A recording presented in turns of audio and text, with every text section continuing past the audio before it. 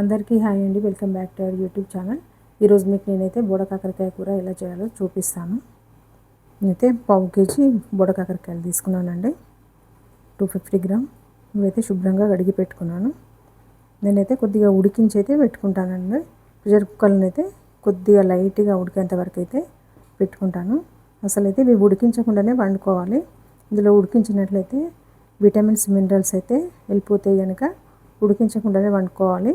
కానీ మా ఇంట్లో వాళ్ళైతే అలా అయితే తినారు కనుక నేనైతే కొద్దిగా లైట్గా అయితే ఉడికించుకొని పెట్టుకుంటానండి. చూడండి, వాటర్ అయితే నేను కొద్దిగానే తీసుకున్నాను, లైట్గా తీసుకున్నాను. అంటే విజిల్ వచ్చేంత వరకు అయితే ఉంచుకోవద్దు, కొద్దిగా లైట్గా అయితే ఉడకనివ్వాలి. స్టవ్ మీద అయితే పెట్టుకుంటాను. చూడండి, ఈ విధంగానైతే ఉడికించుకున్నాను. కొద్దిగా ఇదైతే ఇట్లా గరుగరకు ఉంటుంది కదా, ఇదైతే పోతుంది అంతేనండి. మెత్తనైతే ఉడకలేదు. చూడండి, ఇప్పుడైతే ఇవి కట్ చేసుకుందాం. చూడండి, బోడ కాకరకాయలు అయితే ఇలా కట్ చేసుకొని పెట్టుకున్నాను. ఇందులో సీడ్ కూడా వేసుకోవచ్చు, చాలా బాగా టేస్ట్ వస్తుందండి.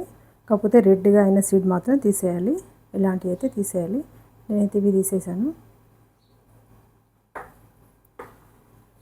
వీటికి కావాల్సిన ఇంగ్రీడియంట్స్ అండి: చింతపండు తీసుకున్నాను, ఇంత చింతపండు తీసుకున్నానండి. నిమ్మకాయ సైజు కంటే పెద్దదిగానే ఉంది. పచ్చిమిర్చి ఒక 5 తీసుకున్నా, ఆనియన్ తీసుకున్నా, కొత్తిమీర, కరివేపాకు, కారం 2 టేబుల్ స్పూన్ కారం తీసుకున్నా, 1.5 టేబుల్ స్పూన్ సాల్ట్ తీసుకున్నా, ధనియా పౌడర్, జీలకర్ర మెంతుల పొడి. జీలకర్ర మెంతుల పొడి అయితే పులుపులోకి అయితే కంపల్సరీ వేసుకోవాలండి. మీకు ఇప్పుడైతే కర్రీ చేసి చూపిస్తానండి. నువ్వు పొడి కూడా చేసి రెడీగా పెట్టుకున్నాను. నువ్వు పొడి కూడా వేసుకోవాలి. నువ్వులు అయితే వేయించుకొని పొడి వేసుకొని పెట్టుకున్నాం.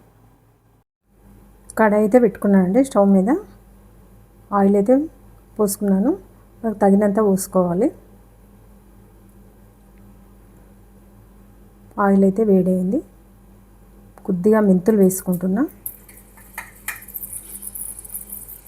నేనైతే ఇందులో మినపప్పు ఇలా వేసుకోవట్లేదండి.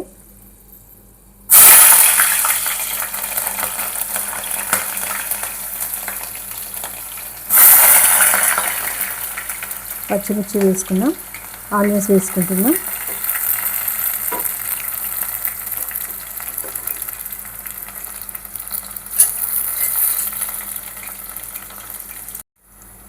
జీలకర్ర మెంతుల పొడి అయితే నేను పోపులోనే వేసుకుంటాను.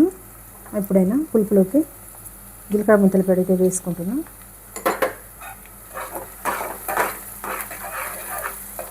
ఆనియన్ అయితే కొద్దిగా మగ్గనిద్దాం.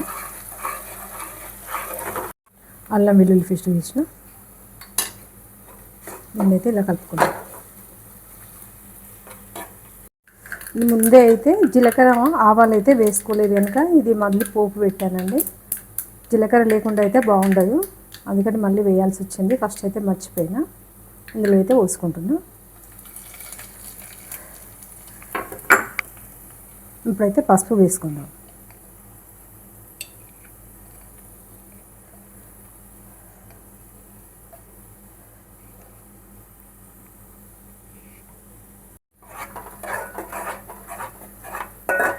ఇప్పుడైతే మనం కట్ చేసి పెట్టుకున్న బోడ కాకరకాయ ముక్కలు అయితే వేసుకుందాం.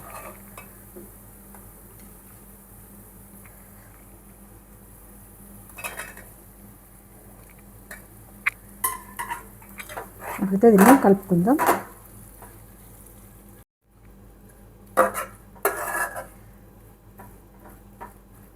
ఇప్పుడైతే దీన్ని బాగా కలుపుకోవాలి.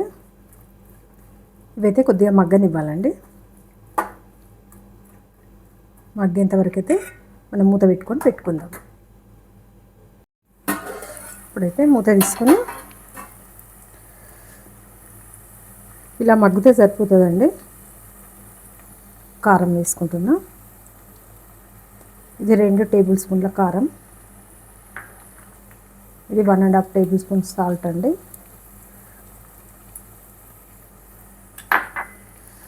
ఇదైతే ధనియా పౌడర్.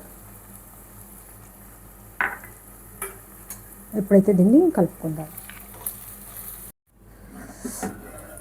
ఇప్పుడైతే ఉప్పు కారం మంచిగా పట్టింది కదండి. ఇప్పుడైతే పులుపు పోసుకుందాం.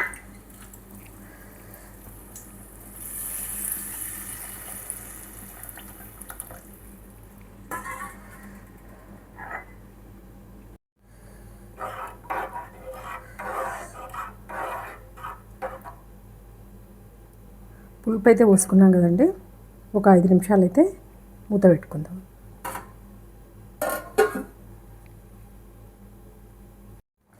ఇప్పుడైతే నువ్వు పొడి వేసుకుంటున్నా.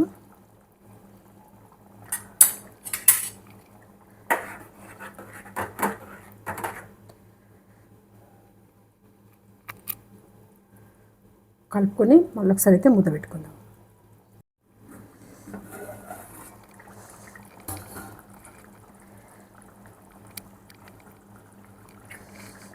ఇప్పుడైతే బాగా ఉడికిందండి.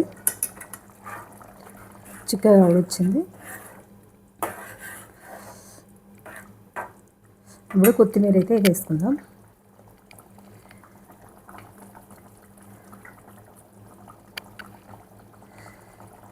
కొత్తిమీర వేసుకొని స్టవ్ అయితే ఆఫ్ చేసుకుందాం.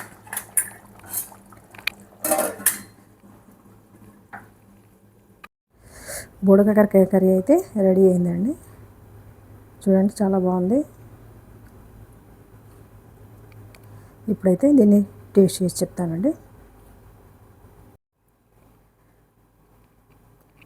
దీన్నైతే టేస్ట్ చేద్దామండి కర్రీని.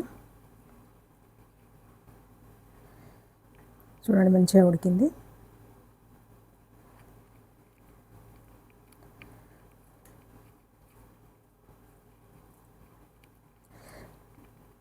బోడకాకరకాయలు అయితే శ్రావణ మాసంలో ఎక్కువ వస్తాయండి. కానీ ఇప్పుడు స్టార్టింగే కదా, ఆషాఢ మాసంలోనైతే మార్కెట్లోకి వచ్చాయండి. శ్రావణ మాసంలో చాలా ఎక్కువగా వస్తాయి. కాకపోతే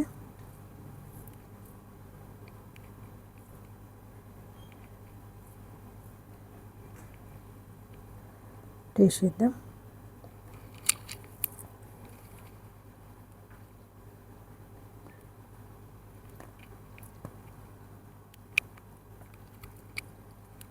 చాలా అంటే చాలా బాగుందండి.